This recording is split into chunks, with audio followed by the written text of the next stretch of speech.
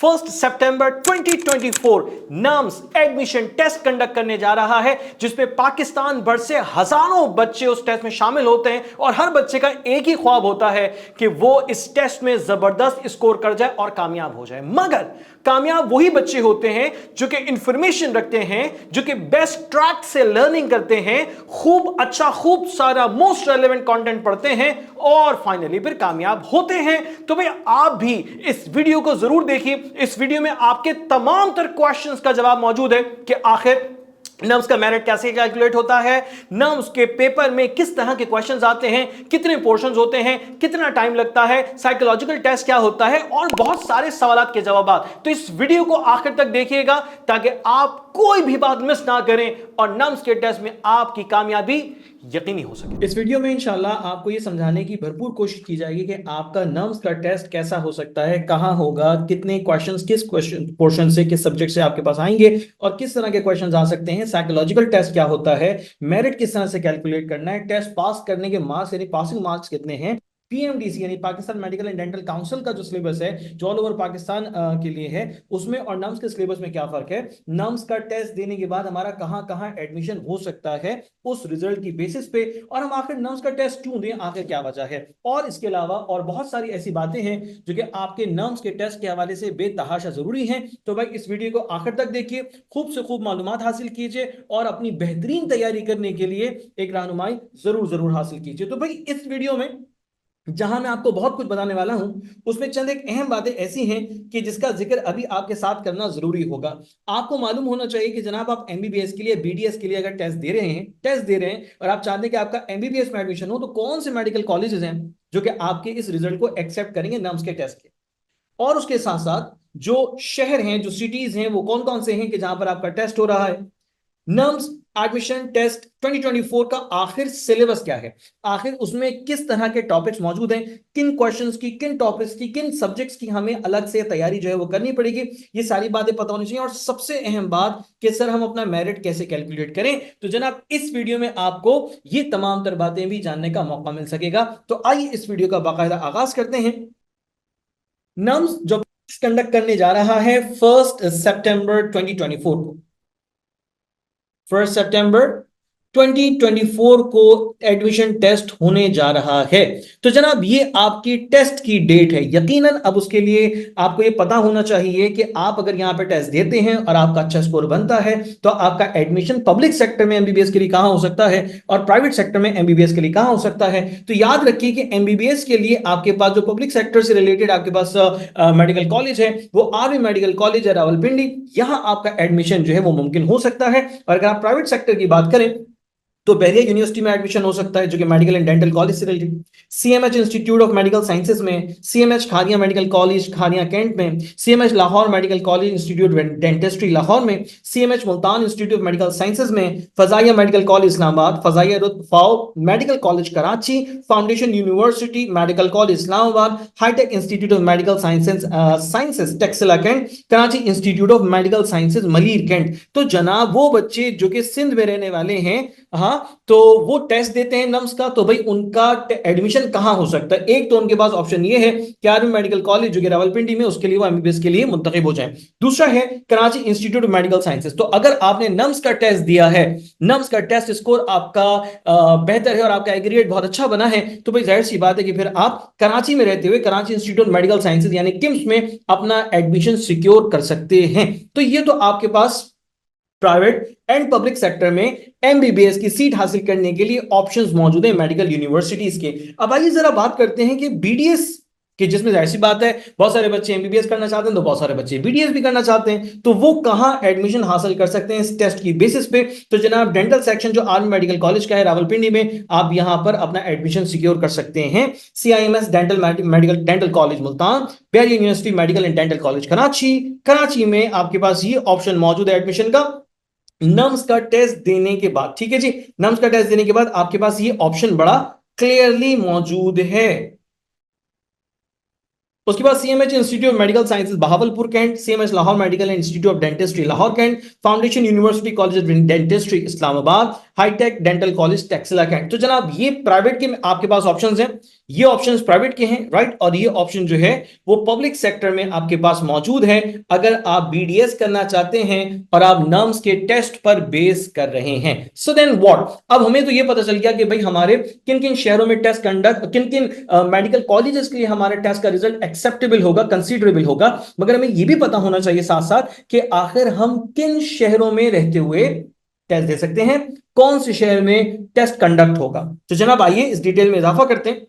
इस्लामाबाद में आपके पास टेस्ट का ये मौका मौजूद है, आप वहां पर टेस्ट दे सकते हैं, ठीक है जी। पंजाब में बहावलपुर है, डेरा गाजी खान है, फैसलाबाद है, गुजरांवाला है, खारियां है, लाहौर है, मुल्तान है, ओकाड़ा है, रावलपिंडी है, सियालकोट है, सरगोदा। तो जनाब ये आपके पास मल्टीपल सिटीज के नेम्स हैं कि जहां आपका नम्स का टेस्ट कंडक्ट होता है और आप वहां पर रहते हैं तो आप वहां उस सेंटर में जाकर, डिजायर्ड सेंटर में जाकर अपना टेस्ट कंडक्ट कर सकते हैं, टेस्ट आप दे सकते हैं। सिंध में आपके पास ऑप्शन 3 जगह के हैं, कराची, हैदराबाद, पनुआ के, ठीक है जनाब। यहाँ पे नम्स के जो है वो सेंटर मौजूद, आपको आपके एडमिट कार्ड पर ये बताया जाएगा कि आपने जैसे कि कराची के लिए अप्लाई किया तो कराची में किस जगह टेस्ट होगा, हैदराबाद में रहते हुए अप्लाई किया है तो हैदराबाद में किस जगह पर टेस्ट होगा, ठीक है। तो ये आपको जो जगह है जहां पर आपका टेस्ट कंडक्ट होने जा रहा है उस शहर में, वो भी आपको एडमिट कार्ड पर लिखकर दिया जाएगा, बताया जाएगा, ठीक है जी। केपीके में एबटाबाद है, डेरा इस्माइल खान है और पेशावर, ये ऑप्शंस हैं। आजाद जम्मू एंड कश्मीर में मुजफ्फराबाद है और उसके बाद बलूचिस्तान में कोयटा। यानी कि इसको देखने के बाद पता चल रहा है कि भाई नम्स एडमिशन टेस्ट 2024 जो है बेसिकली पूरे पाकिस्तान में हो रहा है और पूरे पाकिस्तान के मुख्तलिफ सूबे, मुख्तलिफ शहर हैं जहां पर मुख्तलिफ जो है वो कॉलेजेस हैं जहां पर ये टेस्ट कंडक्ट होगा। तो भाई आपने जरा अलर्ट रहना है, जागते रहना है कि आपका जो सिटी है, आपका जो सेंटर है टेस्ट देने का, उसका आपको वक्त से पहले पता होना जरूरी है ताकि आप अपने टेस्ट को बड़ा जबरदस्त अंदाज से परफॉर्म कर सकें। आइए आगे चलते हैं, मजीद अपनी डिटेल में इजाफा करते हैं। हमारा जो नम्स का टेस्ट होता है और जो कि यकीनन होने जा रहा है 1 सितंबर को, आखिर उसका पैटर्न क्या होता है, ये बहुत अहम सवाल है, इसका आपको पता होना चाहिए। मैं समझता हूं कि जो बच्चा भी मेडिकल के टेस्ट की प्रिपरेशन कर रहा है तो उसको ये पता होना चाहिए कि नम्स का सिलेबस क्या है, नम्स का पेपर पैटर्न क्या है, नम्स के क्वेश्चंस किस तरह के आते हैं और उसके साथ साथ जो सब्जेक्ट का वेटेज है वो कितना होता है। तो आइए इस पर बात करते हैं। आपके पास पेपर के 2 हिस्से, यानी 2 हिस्से आपको नजर आ रहे हैं, एक पेपर ए है और दूसरा पेपर बी है। अब पेपर ए में आपके पास मौजूद है 150 एमसीक्यूज, 150 एमसीक्यूज आपको सॉल्व करने के लिए दिए जा रहे हैं और उसके लिए जो टाइम आपके पास है वो 150 मिनट, 150 एमसीक्यूज और 150 मिनट्स, यानी टाइम और एमसीक्यूज आपके बिल्कुल एक जैसे। अब उस 150 एमसीक्यूज में आपको क्या दिखने जा रहा है? सर बायोलॉजी के क्वेश्चंस बिल्कुल मौजूद है, केमिस्ट्री के क्वेश्चंस मौजूद है, सर फिजिक्स के क्वेश्चंस मौजूद है, सर इंग्लिश के क्वेश्चंस मौजूद है, ये सब तो हमारे पास है, ठीक है। बायोलॉजी में आपके पास जो पेपर का वेटेज है वो 35% है, यानी अराउंड 55 to 60 क्वेश्चन जो है वो आपको बायोलॉजी के मिलते हैं। केमिस्ट्री में आपके पास जो वेटेज है टोटल पेपर का 25% है, 38 to 40 क्वेश्चंस आपको केमिस्ट्री के पोर्शन के मिलते हैं। यही सूरत हाल फिजिक्स में नजर आ रही है, यानी कि अराउंड 25% है तो 38 to 40 क्वेश्चंस आपको फिजिक्स के मिलते हैं सॉल्व करने के लिए। और उसके बाद इंग्लिश जो कि आपके पेपर का 10% है, टोटल पेपर आपका 150 मार्क्स का है, 150 तो भाई 15 मार्क्स का आपके पास इंग्लिश का पोर्शन पेपर में मौजूद है जिसे आप सॉल्व करते हैं और अल्टीमेटली उससे आप एक बेहतर फायदा हासिल करते हैं अपने स्कोर में। अब बात आ जाती है सर पार्ट बी के। पार्ट बी क्या है? पार्ट बी में मौजूद है 100 एमसीक्यूज, 100 एमसीक्यूज आपके पास हैं जिन्हें सॉल्व करने के लिए आपके पास टाइम मौजूद है सिर्फ और सिर्फ 30 मिनट्स का। सर ये कैसी अजीब सी बात हो गई है? आपने हमें बताया कि 150 एमसीक्यूज सॉल्व करने 150 मिनट में, हर एक एमसीक्यूज को सॉल्व करने के लिए 1 मिनट, मगर यहां पे पार्ट बी में हमें बता रहे हैं आप कि सर 100 एमसीक्यूज आ रहे हैं पार्ट बी में जिन्हें सॉल्व करने के लिए आपके पास टाइम सिर्फ और सिर्फ 30 मिनट्स का है। तो इसका मतलब तो बड़ा क्लियर हो गया कि सर हमारा जो पूरा पेपर है उसके लिए हमारे पास टाइम 180 मिनट्स का है, यानी कि 3 आवर्स, 3 घंटे का टाइम हमें मिल रहा है, जिसका डिवीजन कुछ इस तरह से कि 150 मिनट आपके पार्ट ए में और 30 मिनट्स आपके पार्ट बी। अब पार्ट बी है क्या? अब पार्ट बी है क्या, इसके बारे में आपको पूरी डिटेल अभी समझाने लगा हूं। साइकोलॉजिकल क्वेश्चन, साइकोलॉजिकल टेस्ट कहलाता है ये। तो सर उसका वेटेज क्या है? सर 95% जो वेटेज है वो आपके इस पेपर का है, यानी कि पेपर ए का। 95% जो वेटेज है वो आपका किसका है? यस, पेपर ए का। और पेपर बी का जो है वो सिर्फ और सिर्फ 5% वेटेज है। यानी कि आपके टेस्ट के स्कोर में 95% मार्क्स जो हैं वो 150 वो जो है वो 150 एमसीक्यूज वाले पोर्शन से, ठीक है। और 5% जो मार्क्स हैं, 5% जो मार्क्स कंसीडर किए जाएंगे वो आपके पार्ट बी यानी कि पेपर बी के से कंसीडर किए जाएंगे, जिसमें साइकोलॉजिकल टेस्ट बेस्ड क्वेश्चंस मौजूद होते हैं। ये सारी तफसीलें मैं देने लगा हूं कि साइकोलॉजिकल क्वेश्चंस क्या होते हैं, साइकोलॉजिकल टेस्ट कैसा होता है, उसमें किस तरह के क्वेश्चंस आते हैं, हमें किस तरह से उसे मार्क करना है, सब समझाऊंगा। मगर अभी बेसिक सी बात दिमाग में रख लीजिए बहुत अच्छे से कि भाई हमारा जो एक बहुत ज्यादा वक्त देने वाला, बहुत ज्यादा मेहनत करने वाला जो पोर्शन है वो हमारा पेपर ए है। 95% उसका वेटेज बन रहा है और जस्ट 5% वेटेज है पेपर बी का, जो कि किसी स्पेसिफिक सब्जेक्ट पे बेस नहीं कर रहा, वो साइकोलॉजिकल टेस्ट कहलाता है। उसमें साइकोलॉजिकल बेस्ड क्वेश्चंस होते हैं, इंशाल्लाह उस पर भी आपसे बात करेंगे। मगर फिलहाल पेपर का वेटेज आपके जहन में होना चाहिए।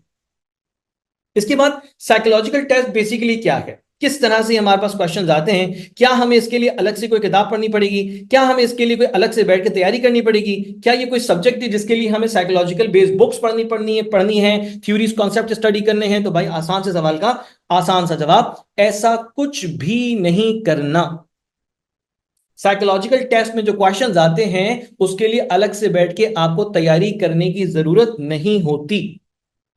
अब वो साइकोलॉजिकल टेस्ट में क्वेश्चंस किस तरह के आते हैं सर, ये भी समझा दीजिए। मैं आपको भी समझा देता हूं। भाई साइकोलॉजिकल टेस्ट में अमूमन जो क्वेश्चंस आ रहे होते हैं वो आपके बिहेवियर, आपकी पर्सनालिटी, उससे रिलेटेड क्वेश्चंस होते हैं और मुख्तलिफ ऐसे सवाल दिए जाते हैं जिससे आपकी शख्सियत को जानने में आसानी हो सके, मदद मिल सके।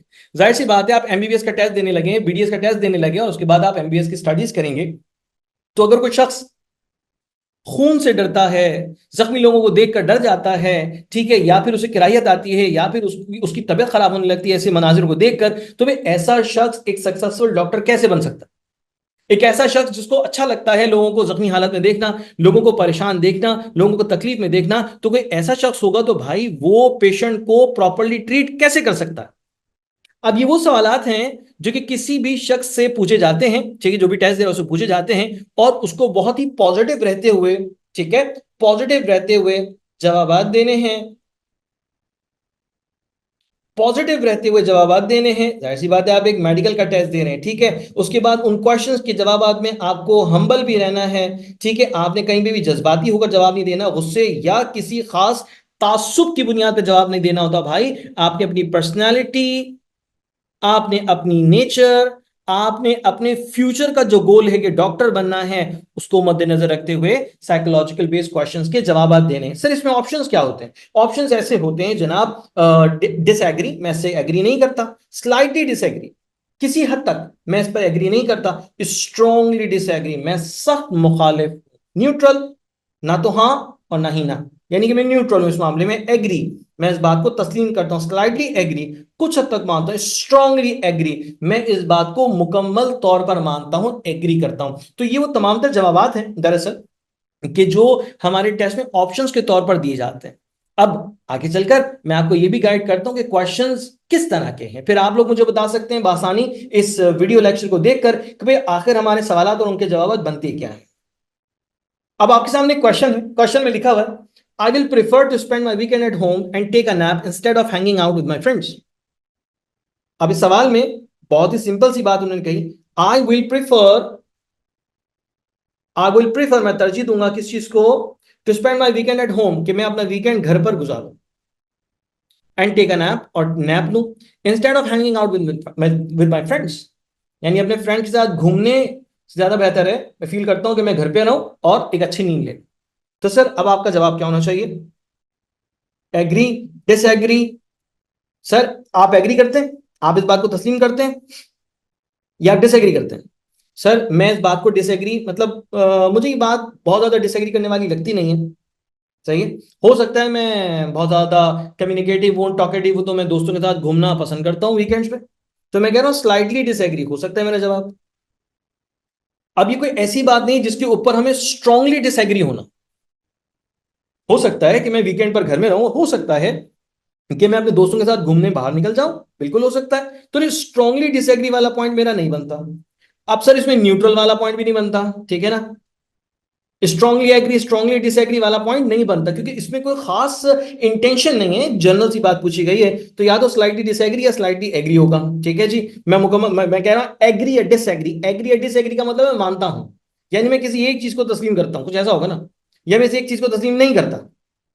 तो हमारा opinion by the passage of time बदलता है। मेरे पास टाइम है तो मैंने सोचा कि यार चलो दोस्तों के साथ घूमने चले जाता हूं अभी, फिर उसके बाद जब पढ़ने का वक्त आया, मुझे आगे चलकर पढ़ना है, तो मैंने कहा भाई मैं आराम कर लेता हूं, नींद ले लेता हूं, उसके बाद मैं ताकि पढ़ाई अच्छी कर सकूं। तो ये वेरी करेगा ना, ये हमेशा तो एक जैसा नहीं होगा, हमेशा ऐसा नहीं कि आप डिसएग्री करेंगे, हमेशा ऐसा नहीं कि आप एग्री करेंगे, तो ये वेरी करता है। तो मैं जाता हूं जनाब, मैं इस बात से स्लाइटली डिसएग्री करता हूं, डिसएग्री करता हूं। तो ठीक है ये मेरा जवाब।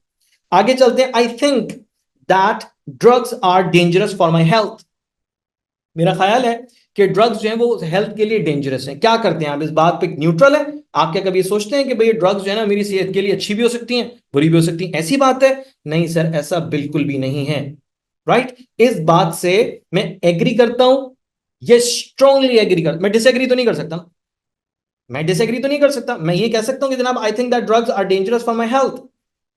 मैं कहूं नहीं ये तो बिल्कुल मुकम्मल तौर पे गलत बात है। नहीं भाई, ये तो सही बात है ना। तो सर यहां पर जो हमारे पास ऑप्शंस मौजूद हैं, कि जनाब मैं इस बात को तस्लीम नहीं करता, वो तो मैं किसी सूरत पे कर ही नहीं सकता, ये तो मैं पिक कर ही नहीं सकता। सही है ना? एग्री होना चाहिए, slightly agree. Sir slightly agree में डाउट है ना कि कभी ये बात सही भी है और कई बात गलत भी हो सकती है, कि बात कभी गलत तो हो नहीं सकती। I think that drugs are dangerous for my health, मेरी हेल्थ के लिए नुकसानदेह है। स्ट्रांगली एग्री या एग्री? Strongly agree, exactly. मैं इस बात को बड़े यकीन के साथ कह रहा हूं कि ड्रग्स मेरी सेहत को मुतासर कर सकती हैं। तो सर ये मेरी सोच, मेरे रवैये, मेरी प्रायोरिटीज, मेरी पर्सनैलिटी के मुताबिक सवाल बना के दिए जाते हैं मुझे साइकोलॉजिकल वाले टेस्ट में, साइकोलॉजिकल टेस्ट में, और मुझे का आंसर करना होता है। तो इनके जवाब देते वक्त आपने कभी भी कहीं पे भी जज्बाती नहीं होना, बिला वजह के ना 30 मार खान नहीं बनना।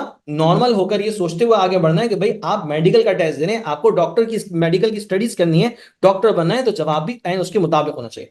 I will commit suicide if I don't get admission. अब सुनो, ये कैसी बात हो गई?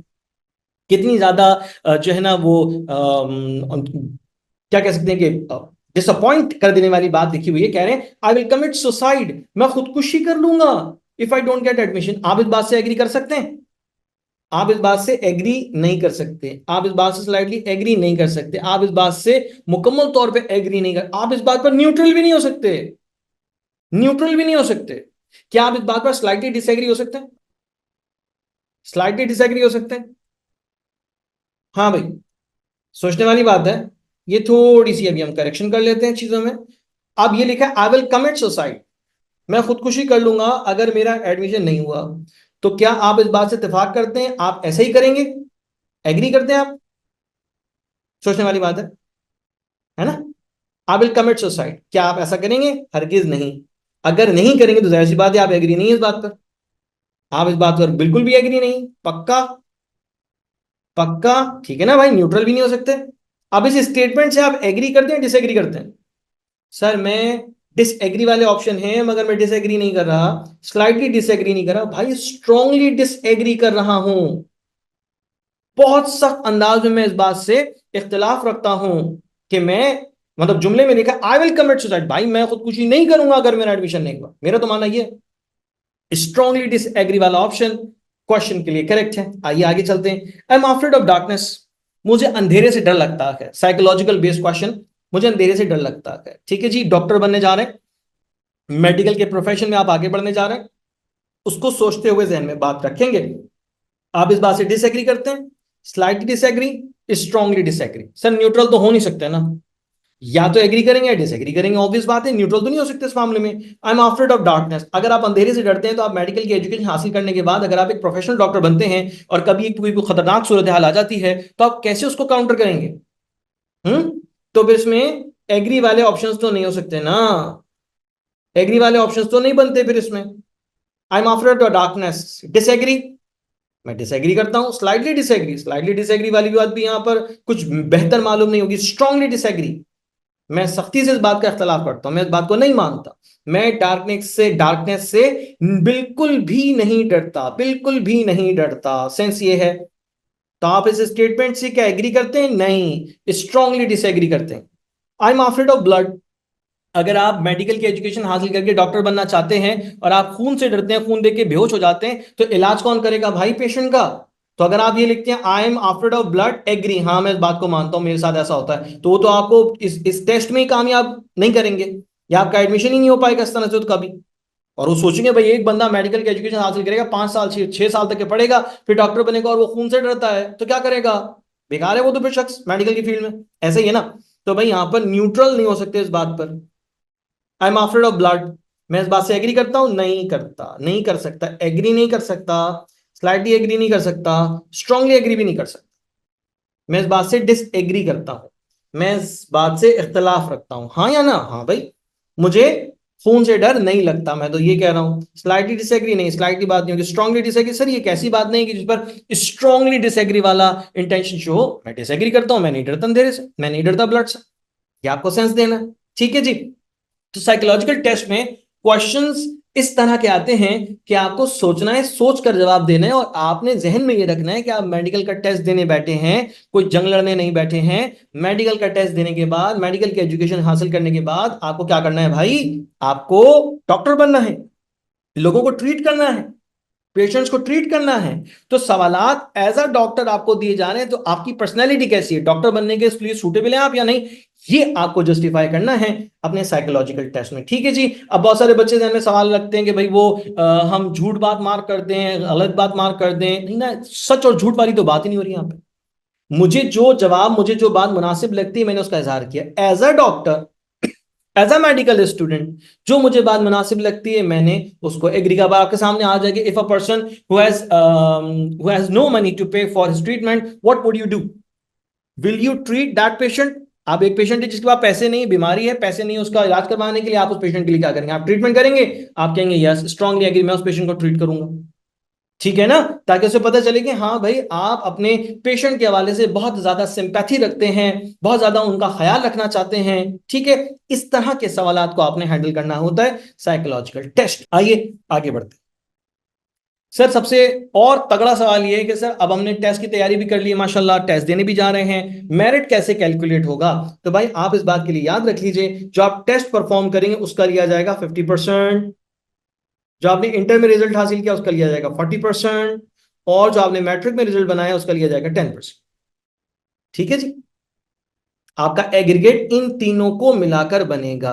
मेरा अब मिसाल के तौर पर फला फला स्कोर बना है ना, उसमें मेरा जो पेपर हुआ उसमें मेरा बन रहा है स्कोर 145, तो मेरे स्कोर को मल्टीप्लाई किया जाएगा किससे? 0.5 से। इंटर में मेरा रिजल्ट आ रहा है 899 नंबर आए मेरे इंटर में, ओके सर, उसको मल्टीप्लाई किससे कर देंगे? 0.40 से। मैट्रिक में मेरे पास जो रिजल्ट आया वो तकरीबन 750 मेरे मार्क्स आए, मिसाल दे रहा हूँ, तो भाई मैंने उसको मल्टीप्लाई कर दी। मेरे पास ये जितनी भी फिगर्स आ रही हैं उन सबको मैं कर दूंगा plus, A plus B plus C equals to your aggregate, ठीक है।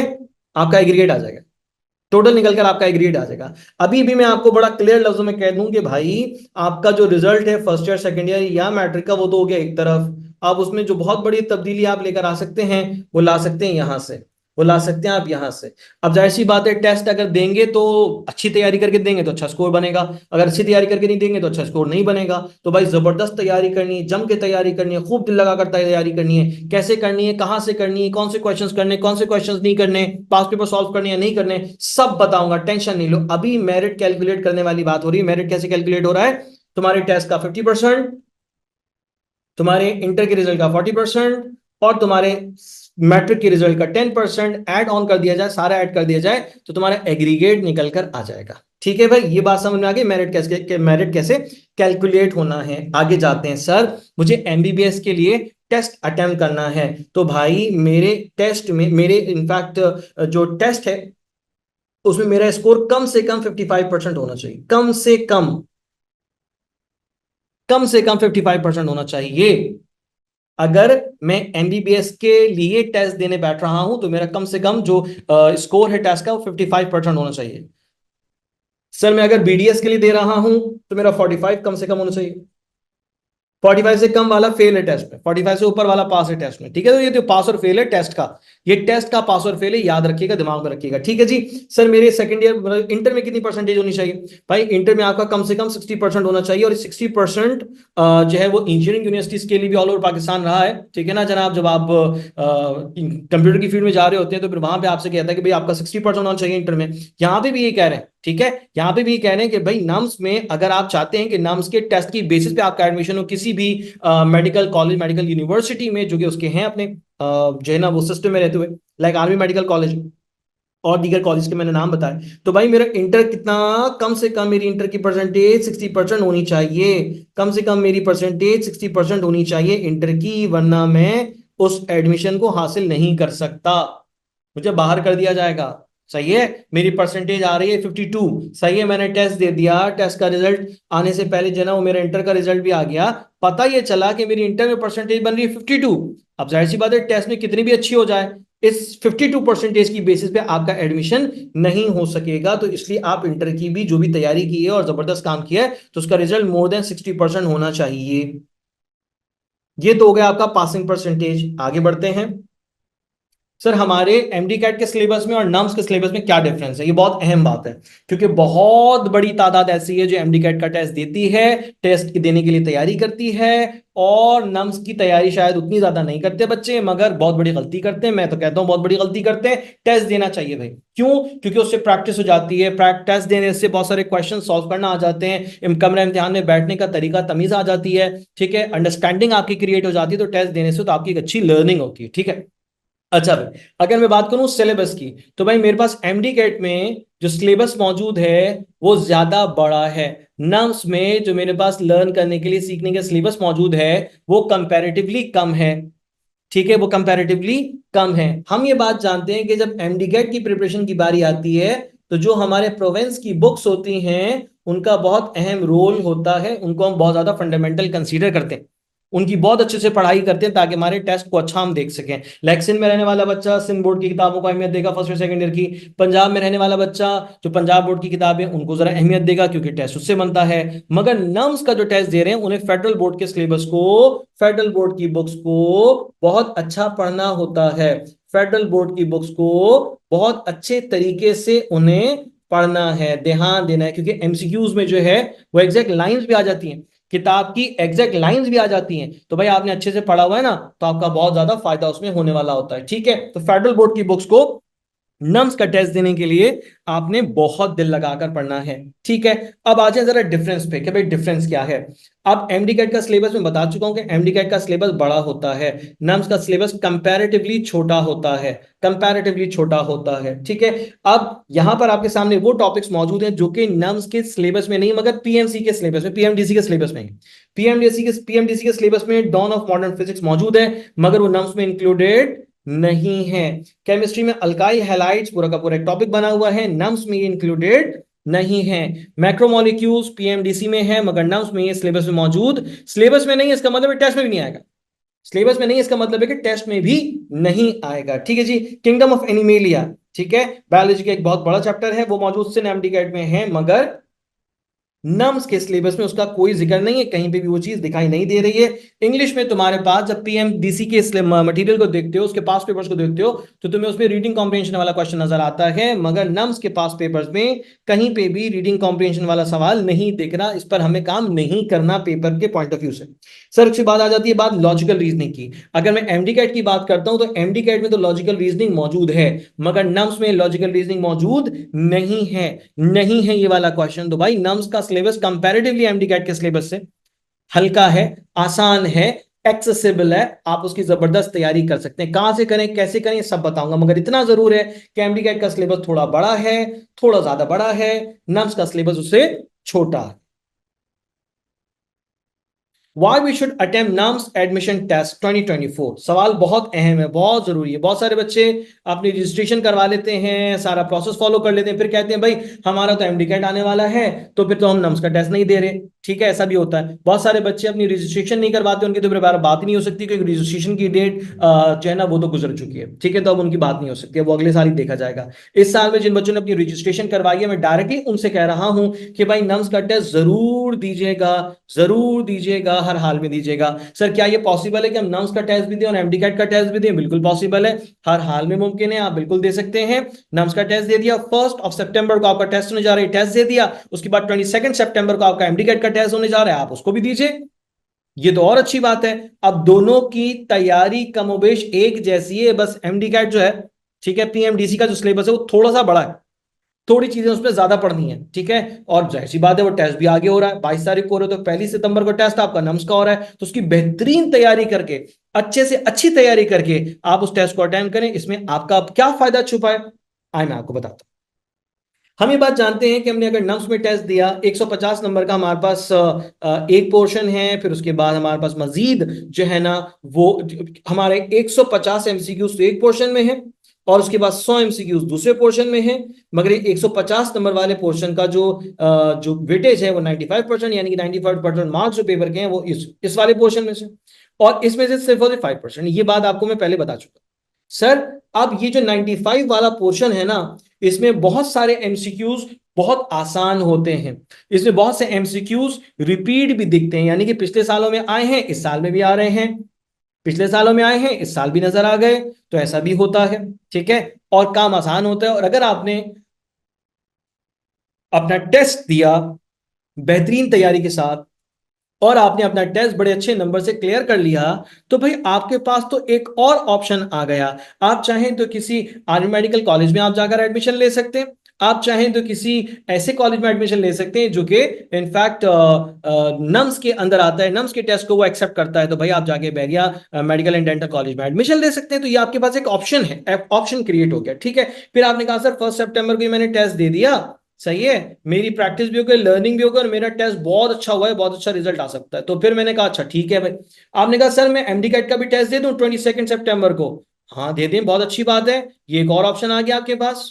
अब आपको जिस ऑप्शन पर जाना हो आप इत्मीनान से उस ऑप्शन पर जा सकते हैं, टेंशन ही नहीं, टेंशन ही नहीं, ठीक है। आपका प्लान ए था कि आप नम्स के टेस्ट को पास करके वहां पर एडमिशन ले लेंगे, प्लान बी था कि भाई आप जो एमडी-कैट का टेस्ट है वो पास करके आप अपना एडमिशन ले लेंगे, प्लान सी कि मैं किसी प्राइवेट मेडिकल कॉलेज में जाकर जो है वो एडमिशन ले लो। तो प्राइवेट मेडिकल कॉलेज में भी अगर आप एडमिशन लेंगे तो भाई आपका टेस्ट जो है वो क्लियर होना चाहिए, या तो वो नम्स के अंदर चल रही है यूनिवर्सिटी तो आपका नम्स का टेस्ट एक्सेप्टेबल होगा, या फिर वो मेडिकल एंड डेंटल काउंसिल के जरिए से चल रही है यूनिवर्सिटी, उसका टेस्ट एक्सेप्ट होता है, तो उसके टेस्ट का रिजल्ट आप उसके सामने पेश कर देंगे। तो भाई ऑप्शन ए भी क्लियर होना चाहिए, बी भी क्लियर होना चाहिए, सी भी क्लियर होना चाहिए, यानी कि आपके पास एक से ज्यादा ऑप्शंस होने चाहिए जिसका आप टेस्ट देकर खुद को सिक्योर कर सकें इस साल मेडिकल के एजुकेशन का आगाज करने के लिए।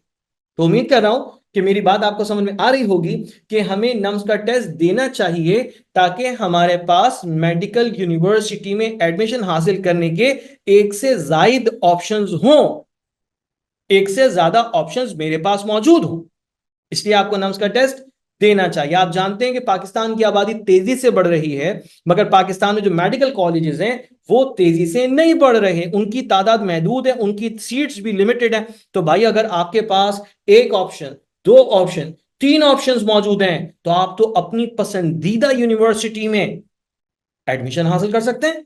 तो अपने लिए रास्तों को बंद मत कीजिएगा, रास्ते खुले रखिएगा। इसलिए कह रहा हूं भाई नम्स का टेस्ट हर हाल में देना, जरूर जरूर देना बेटा, ठीक है। अब आगे बढ़ते हैं, हम अपने स्कोर को कैसे और अच्छा बना सकते हैं, ये बहुत जरूरी सवाल है, बहुत अहम सवाल है कि हम आखिर अपने स्कोर को किस तरह से एक्सेल कर दें, बढ़ा लें। यानी कि मैं अपने पास पेपर्स को सॉल्व करता हूं तो मेरा जो रिजल्ट आ रहा है वो तो तकरीबन 150 एमसीक्यूज में से मेरे जो आ रहे हैं ना वो सिर्फ और सिर्फ 110 सही आ रहे हैं, 105 सही आ रहे हैं, 90 सही आ रहे हैं, ठीक है, बाकी गलत आ रहे हैं। सर मैं क्या करूं कि मेरा टेस्ट स्कोर बहुत अच्छा हो जाए? तो आओ मैं तुम्हें ये काम की बात समझा दूं, जबरदस्त बात समझा। देखो इस लिमिटेड से टाइम में रहते हुए तुम्हारे पास तैयारी करने के लिए जो ऑप्शन है वो यकीनन ये है कि तुम किसी ना किसी ऑनलाइन सोर्स को इस्तेमाल करो, एक ऐसे सोर्स को इस्तेमाल करो जिसमें टाइम जाया ना हो, जो रिलायबल भी हो, ऑथेंटिक भी हो, जिसमें मटेरियल अपडेटेड हो, यानी कि मोस्ट रिसेंट मटेरियल उसमें मौजूद हो, और हम उसे प्रैक्टिस करके उसे सीख के वो चीज जो ऑनलाइन सोर्स है हमें सिखा दे और हम जबरदस्त अपना स्कोर बना दे। तो सर छाजा ऐप यहाँ पे क्या कर रही है, हमारे लिए क्यों जरूरी है, क्या फायदा इसका, मतलब ऐसा क्या है इसमें कि जिसको हम करेंगे तो हमारा रिजल्ट अच्छा आएगा? तो आए जरा मैं आपको तफसील से जरा कुछ बातें समझा देता हूं। छात्रा एप्लीकेशन में आपके पास मौजूद है चैप्टर टेस्ट। अब चैप्टर टेस्ट में क्या है, जो आपके सिलेबस के चैप्टर्स हैं, सब्जेक्ट्स डिवाइड होते हैं चैप्टर्स में, चैप्टर डिवाइड होते हैं टॉपिक में, टॉपिक डिवाइड होता है सब टॉपिक में, सब टॉपिक डिवाइड हो जाते हैं एमसीक्यूज में। तो भाई आपके टॉपिक्स और सब टॉपिक्स के एक नहीं, दो नहीं, तीन नहीं, चार नहीं, पांच पांच, छह छह, सात सात टेस्ट्स बने हुए हैं। अब उन टेस्ट को जब मैं अटेम्प्ट करने जाता हूं तो टेस्ट अटेम्प्ट करने के बाद आंसर्स मेरे सामने शो होते हैं। मैं वीडियो सोल्यूशन देखना चाहता हूं तो मैं वीडियो सॉल्यूशंस देख सकता हूं, जिसके जरिए से मुझे अपनी गलती समझ आती है, मुझे अपनी गलती नजर आती है कि देखो मैंने यहां गलती की थी, अब ये वाली बात मैंने याद रखनी है, पेपर में ये वाली गलती मुझे नहीं करनी है। तो भाई चैप्टर टेस्ट मेरी तैयारी करवाने में अच्छा काम करते हैं, ठीक है जी। उसके बाद आ जाओ मॉक टेस्ट। मॉक टेस्ट मौजूद है छाजा ऐप के प्रैक्टिस जोन में। उसको तुमने जब अटेम्प्ट किया तो फिर क्या हुआ, मॉक टेस्ट में तुम्हारे पास तमाम चैप्टर्स के यानी उस सब्जेक्ट से रिलेटेड तमाम चैप्टर्स के एमसीक्यूज इकट्ठा दिए जाते हैं, ताकि तुम्हें आइडिया हो जाए कि हाँ भाई केमिस्ट्री में मेरा सब्जेक्ट केमिस्ट्री था तो मैंने केमिस्ट्री के एमसीक्यूज को सॉल्व किया, चैप्टर टेस्ट को सॉल्व किया, मॉक टेस्ट में आया तो मेरे पास मॉक टेस्ट में जो वो 20 30 40 50 60 एमसीक्यूज के टेस्ट बने हुए हैं, मैं उन अटेम्प्ट करता हूं तो मुझे पता चलता है हाँ भाई मेरे केमिस्ट्री का सब्जेक्ट टेस्ट के लिए तैयार हो गया। फिर उसके बाद जब मैं मॉक टेस्ट से चले जाता हूं ग्रैंड टेस्ट में, तो ग्रैंड टेस्ट मेरे पास फुल लेंथ टेस्ट है। फुल लेंथ टेस्ट मतलब यानी कि वो टेस्ट हैं कि जिसमें मेरे तमाम सब्जेक्ट्स हैं, इंग्लिश है, फिजिक्स है, केमिस्ट्री है, बायोलॉजी, सब आ गए उसमें, सारे सब्जेक्ट्स के इकट्ठा करके मैंने टेस्ट, एक complete test, full length test, तो पता चल गया भाई मैं इंग्लिश में भी ठीक हूं, फिजिक्स में भी ठीक हूं, केमिस्ट्री कमजोर है मेरी, बायोलॉजी मेरी अच्छी है। तो केमिस्ट्री की मैंने चैप्टर टेस्ट में, मॉक टेस्ट में जाकर जबरदस्त प्रैक्टिस कर ली, फिर मेरे ग्रैंड टेस्ट सारे के सारे सब्जेक्ट्स के जबरदस्त हो गए, यानी कलेक्टिवली टेस्ट मेरा बहुत अच्छा होने लगा। उसके बाद फिर मेरे पास मौजूद है पास पेपर्स। उसके बाद मेरे पास क्या मौजूद है, पास पेपर्स। और वो सिर्फ पास पेपर्स नहीं है, बल्कि पास पेपर्स वीडियो सॉल्यूशंस के साथ। इंसान को इंसान समझ सकता है, इंसान को इंसान समझा सकता है। किताब हमें सिखाती है, समझाती है, मगर अगर कोई शख्स उन किताबों से मिलने वाली मालूमात हमसे शेयर कर ले, हमें सिखा दे, समझा दे, तो हमारा वक्त कम लगता है और हम सीख जाते हैं जरा जल्दी, और ज्यादा जल्दी सीख जाते हैं। तो भाई आपके पास छाजा एप्लीकेशन पे नम्स के पास पेपर्स वीडियो सॉल्यूशंस के साथ मौजूद हैं, तो उनको जब आप अटेम्प्ट करते हैं, फॉलो करते हैं, तो आपकी बड़ी अच्छी लर्निंग हो जाती है। और एक और दिलचस्प बात बता रहा हूं, अभी ये बात हो रही थी ना अपना स्कोर कैसे बढ़ाएं, तो भाई पास पेपर्स के बहुत सारे क्वेश्चंस तुम्हें रिपीट होते हुए नजर आते हैं। तो मेरी तो दुआ ये है कि तुम 2020, 21, 22, 23 ये सारे पेपर्स की जबरदस्त छाजा एप्लीकेशन से प्रैक्टिस कर लो, और फाइनली तुम्हारे पास जो टेस्ट आए उसमें ये क्वेश्चंस, पास पेपर्स के क्वेश्चंस मौजूद हों, और तुम्हारे स्कोर इंशाल्लाह बेहतरीन हो जाए, जबरदस्त हो जाए, खूब अच्छा स्कोर तुम्हारा बन जाए नम्स में, ठीक है ना। तो भाई पास पेपर्स की प्रैक्टिस करना तुम्हारे लिए बेतहाशा जरूरी है, मगर उससे पहले chapter test, mock test, grand test, इसको जबरदस्त कर लिया, फिर तुम पास पेपर्स की प्रैक्टिस करते हो। इस तरह से तुम्हारी नम्स की तैयारी बड़ी जबरदस्त हो जाएगी और तुम फाइनली अपना टेस्ट स्कोर अच्छा बना सकोगे। सर आप इतने यकीन के साथ ऐसी बातें क्यों कर रहे हैं? इसलिए कर रहे हैं क्योंकि मैंने बच्चों को अपना स्कोर बढ़ाते हुए देखा है, हर साल देखता हूं। मुझे पढ़ाते हुए एमडी कैट को, रिकैट को तकरीबन 14-15 साल हो गए। हर साल देखता हूं कि बच्चे दिल लगाकर मेहनत करके सही डायरेक्शन में मेहनत कर रहे हैं, तो फिर उनकी मेहनत काम आ जाती है, उनका रिजल्ट बड़ा अच्छा बन जाता है। आप लोगों को छाजा एप्लीकेशन के बारे में मैं इसलिए कह रहा हूं क्योंकि इसमें जो मौजूद कंटेंट है, इसमें बहुत रिसर्च होती है, इसमें बहुत मेहनत होती है। तो आपके पास जो मटेरियल पहुंचता है एमसीक्यूज की फॉर्म में, वीडियो सॉल्यूशन की फॉर्म में, वो बहुत ही ज्यादा फिल्टर्ड होता है, प्रूफ रीड होता है, उस पर बहुत सारा काम हो चुका होता है, तो गलती का कोई चांस नहीं। और आपकी तैयारी जो आपके पेपर का मोस्ट रेलेवेंट कंटेंट है उससे आपकी तैयारी हो रही होती है, आपका बेस्ट स्कोर इससे आ जाता है। इसलिए कह रहा हूं कि छाजा एप्लीकेशन पर जो तुम्हारे पास ये तमाम कंटेंट मौजूद है, इसको मिस मत करना। एक महीना तुम्हारे पास चंद बस रह गया है टेस्ट के लिए, तो उस एक महीने में छाजा एप्लीकेशन के तमाम टेस्ट को खूब मेहनत करके, खूब कोशिश करके, खूब मेहनत करके तुम्हें अच्छे से करना है, और फाइनली अपनी जबरदस्त तैयारी करके नम्स का टेस्ट देना है, और उससे अपने स्कोर को इतना अच्छा बना लेना है कि तुम्हारी पाकिस्तान की टॉप मेडिकल कॉलेजेस और यूनिवर्सिटीज से तुम्हें ऑफर की जा रही हो कि आप आइए हमारे पास अपना टेस्ट दीजिए, और हमारे पास आकर अपनी इस स्टडीज को, अपने स्टडी के बेस्ट ईयर्स को इंशाल्लाह मुकम्मल। नम्स का टेस्ट की बेहतरीन प्रिपरेशन अगर आपने करनी है तो वाकई छाजा एप्लीकेशन में कंटेंट बड़ा ही जबरदस्त है। आप उसमें chapter test, mock test, grand test और पास पेपर्स जो कि वीडियो सॉल्यूशंस के साथ मौजूद हैं, आप उन्हें जरूर जरूर प्रैक्टिस कीजिए, देखिए, अपना कॉन्सेप्ट बनाइए और इस साल अपने एडमिशन को नाम्स में जरूर सिक्योर कीजिए। और हां, इस मैसेज को, इस वीडियो मैसेज को हर एक बच्चे के साथ शेयर कीजिएगा ताकि हर एक बच्चे का जो पाकिस्तान में रहता है और बेस्ट मेडिकल कॉलेज में एडमिशन हासिल करना चाहता है उसका भला हो सके। Thank you.